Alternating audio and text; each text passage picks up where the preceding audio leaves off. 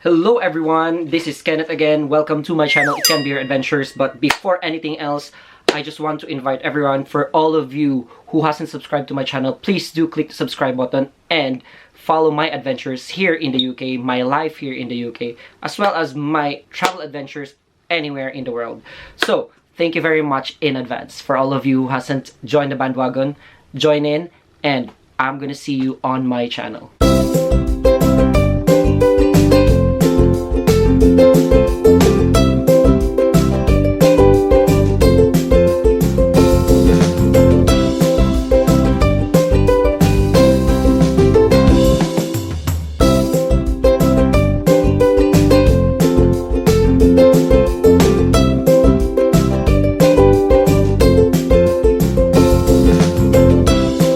Our vlog is very special, and this is in connection. This is just actually a follow-up of my vlog that I have made about my journey to becoming a permanent resident here in the UK. So this time we will go much more into detail about my journey into becoming a permanent resident here in the UK. Much more so focused on how you're gonna answer all the questions that you need to answer online while you're doing your online application, because I think a lot of our when I saw on the comment side, I guess our subscribers and a lot of other people who are into their journey or planning to become a permanent resident here in the UK really need information on how they can go about with their online application. Is it easy?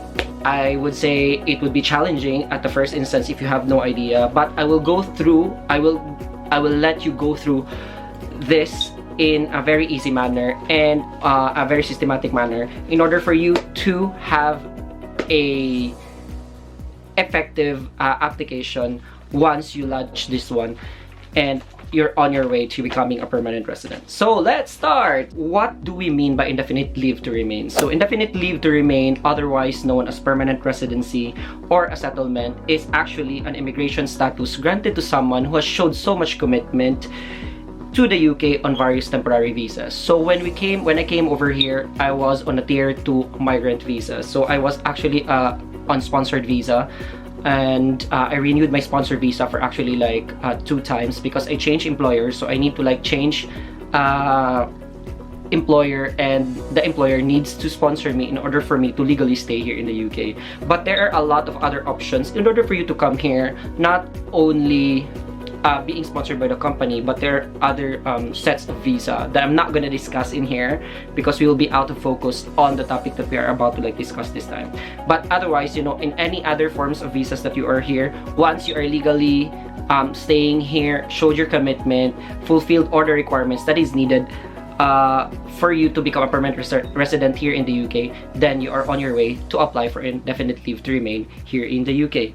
So the very first question is, how are you gonna start with your online application? So first and foremost, you have to actually like log in or go into the website of Visas and Immigration under the Home Office website. So I'm gonna actually put this one down in the comments below so that you can have access on the link wherein you need to like go and make your online application, or actually make your own account so that you can start off on your online application. But very first, you have to actually like start on making your online account so that you can always like go back whenever you can, and when you're not yet ready to finish and where you're still complying with your documents, then you can always like go back.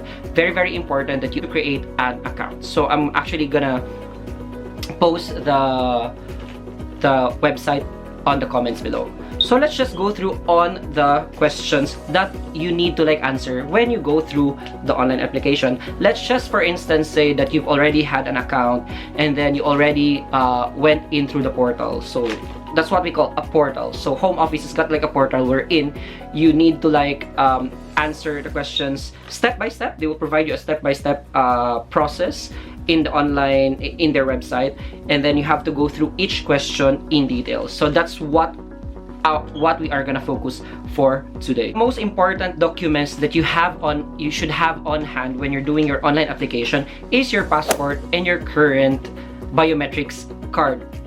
So that is very, very important. Those are the 2 things that on hand you should have while you are doing your online application, because on the first part of it, they will ask you to key in your personal information, which will start on your name, which is applicant's name, your unique application number. The unique application number will be actually given to you once you already make your account, you already logged into the portal. They will give you a unique application number. So you should actually take note of it, put it in a piece of paper, keep it actually on your diary if you have, so that you have a copy of your unique application number. Very, very important. And then next, they will ask you about your passport number, your country of nationality. For me, it's Philippines.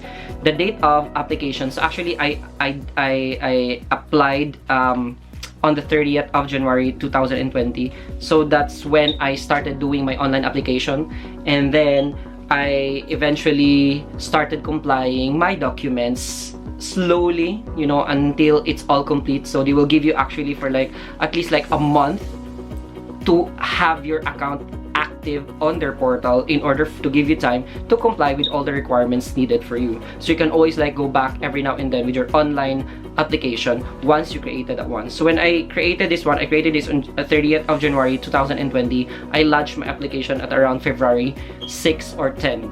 Yeah, around first week of February. So it took me like 1 month to comply for everything. As I said, my type of visa application is Set O, which is work permit holder or dependent. So I'm under that category. So once, and there are a lot of other categories as well. There are Set M, Set LR, Set F. So definitely there are other options for indefinite leave to remain here in the UK. You can have actually a reference on all of this online. You can find the different categories, but as I said, my category is Set O because I'm a tier 2 migrant visa. I'm a sponsored visa, so I stayed here for like 5 years, so I actually like applied for indefinite leave to remain. So that criteria alone is one of the most important criteria that I need to consider in relation of the visa that I was like holding. So next, the service option that I chose is priority service, which I need to like pay at least like 2,908.20 pounds. So this one will actually like take me for at least like 7 days. This is a fast track application. You can also like do a normal processing application, which will take you like around 3 to 6 months to arrive. I've been waiting for like 5 years now for the application, and so I chose a priority service as a service option in applying for my indefinite leave to remain. So they will give you the payment reference once you made the payment on the very last part of the online application, and your contact email as well. Are you currently in the UK? Of course, yes. Do you currently have an application with the Home Office for leave to remain for which you have not yet received a decision? Of course, the answer is no, because this is a fresh application. This is a new application, so your answer should be no. Immigration advisor. With me, of course, no.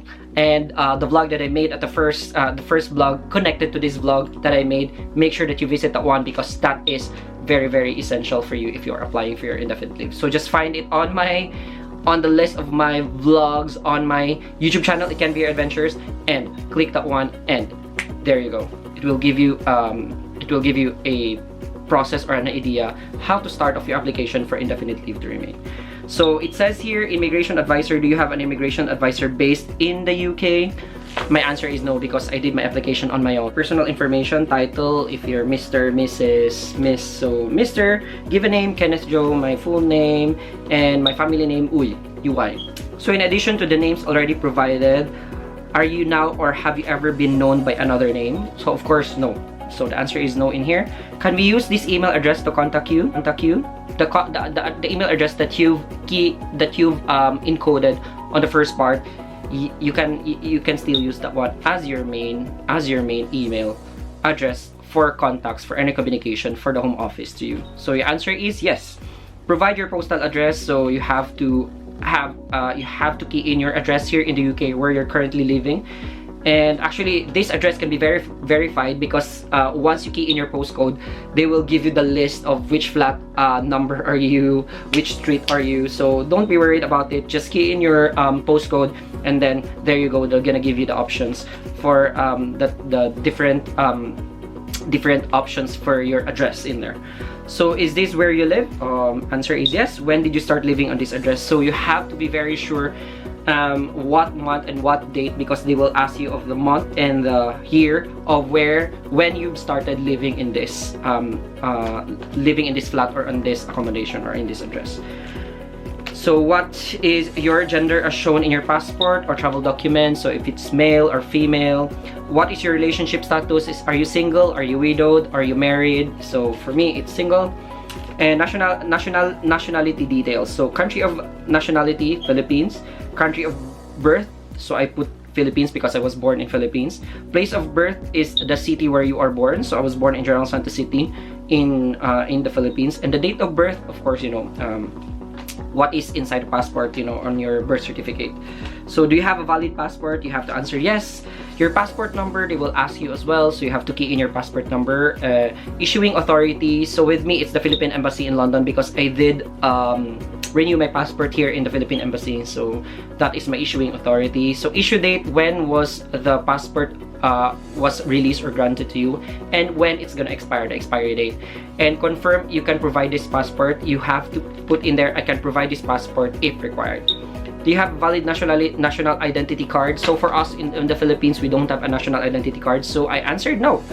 And do you currently hold or have ever held any other nationality or citizenship? Of course, no. If you have dual citizenship, you have also to declare it here. But for me, I'm only a Filipino, so I said there no. So how many days, weeks, months, or years have you lived in this address? So you have to put how many, 1 year, 1 year and 2 months, or you have to take note from the time that you've started living in this address and up to the present. So with me, it's 2 months because I just transferred in this flat, so I put there 2 months. What is the ownership status of your home? So I put there I rent it. So you just put there, there's options there, rent, are you owning it, are you sharing it, or what? So for me, I rented it.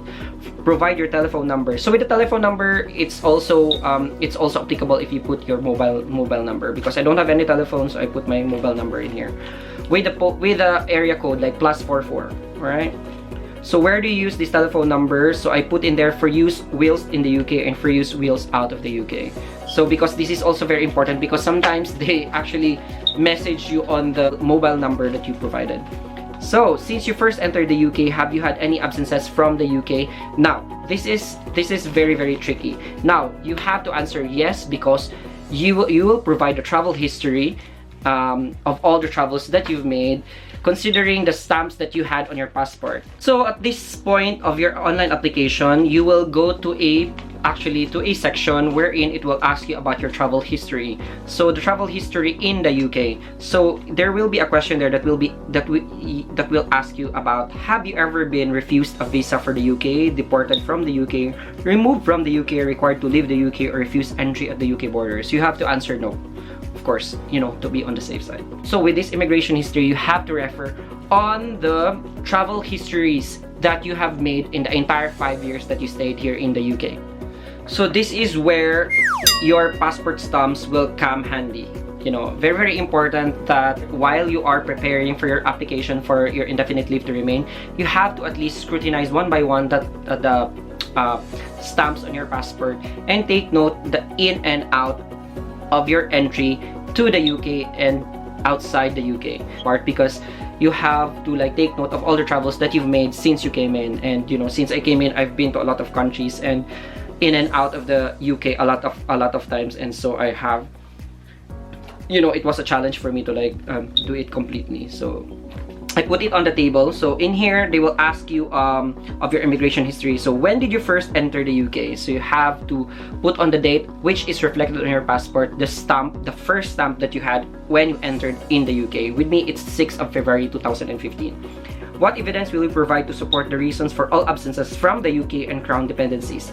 So you'll put here the letters from employers detailing reasons for work-related absences, including periods of paid annual leave from the UK and Crown dependencies. The succeeding questions on the online will actually ask you of the countries that you've visited in and out entirely from the from the time that you came here in the UK and up to the present. So all of the travels that you've made, whether it be like short trips like only for a few days, you have to key in it in here in the online, and the reasons why you traveled, why you went outside of the UK, and when did you return from outside the UK. And now the sponsor, because you know I'm under a sponsored visa, so this time you have this time of the online application, they will ask you about your sponsor details. So very important that you have a letter confirming that they still need you in your workplace. Very important, because this one will be another attachment of your document for your online application. So what is your sponsor license number as shown on your certificate of sponsorship? You have at least to like ask for a COS from your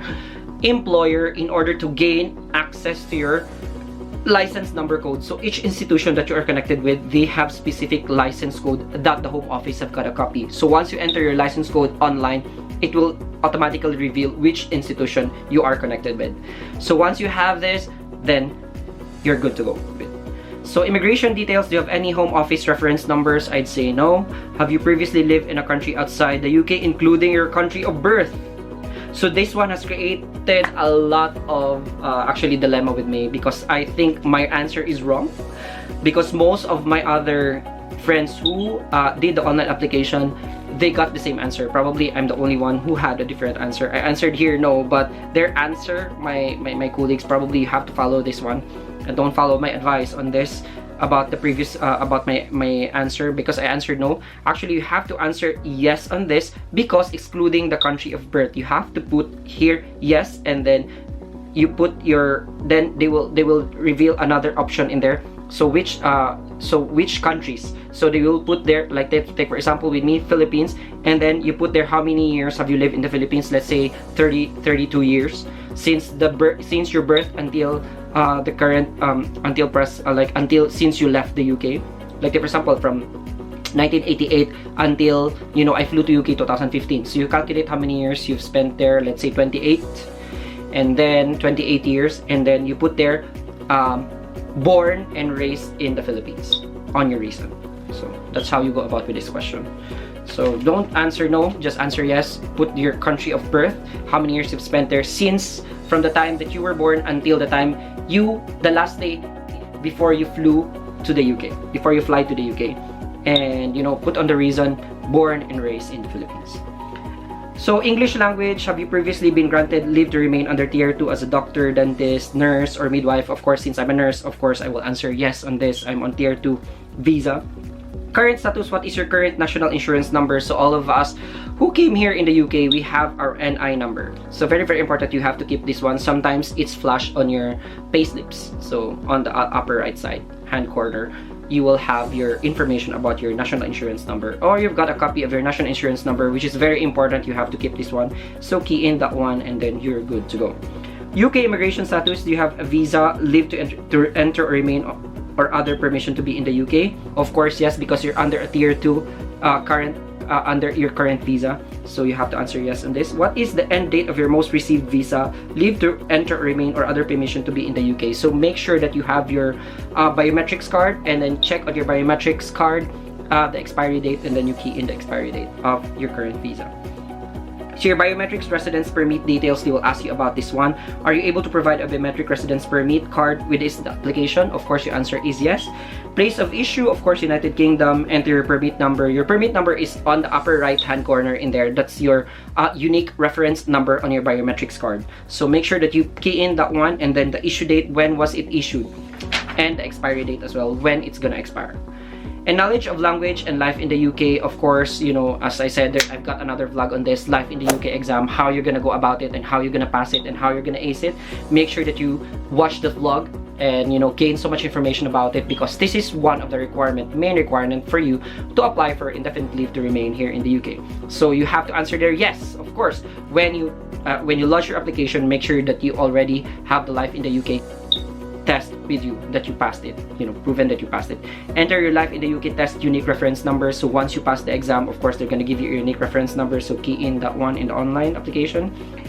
So the next section actually is concerning about your home and finances. So standard occupational classification code, as I said, you refer to your you have to refer to the occupational classification or SOC code in the website of the Home Office. So with me, I'm a staff nurse, so I've got like a specific code for myself.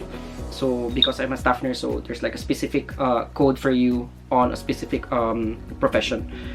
And your current rate pay, so this is your per annum, how much do you earn, or earn annually. And then weekly hours work, so of course normally it's 37.5 hours for us, so just put it in. Are you on maternity, paternity, shared parental, or adoptive leave currently? Of course no. So your finance, do you or anyone else who is part of this application receive any public funds? Of course no, because you are sponsored. It is once you've got the certificate of employment, as well as that letter confirming that you are still needed by the company, reflecting in there your salary, your position, as well as since when did you start being connected with the company, then that will suffice as a proof that you are well supported on your finances, as well as your work here in the UK. So that is more than enough, as well as you have to attach your documents like your payslip, as well as your bank statement that reflects that your salary, your current your salary for a month has